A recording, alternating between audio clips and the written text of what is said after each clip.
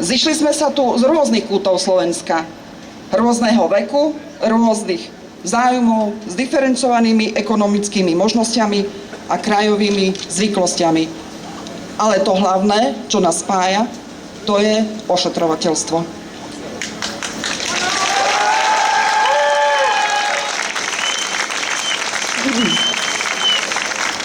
Zodpovednosťou každej krajiny je riadiť svoje smerovanie a naplňať túžby svojich obyvateľov.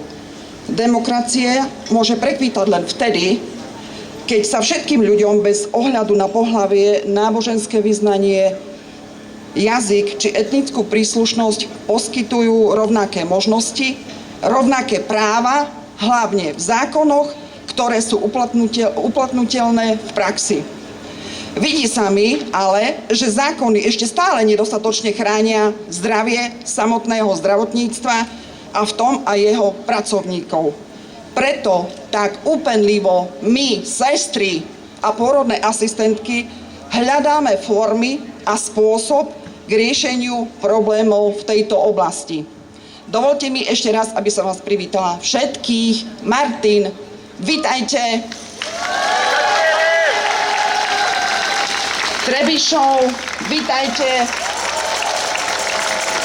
Humenné, vitajte. Žilina, vitajte.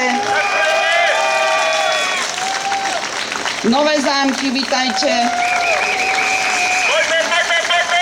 A samozrejme Košice, vitajte.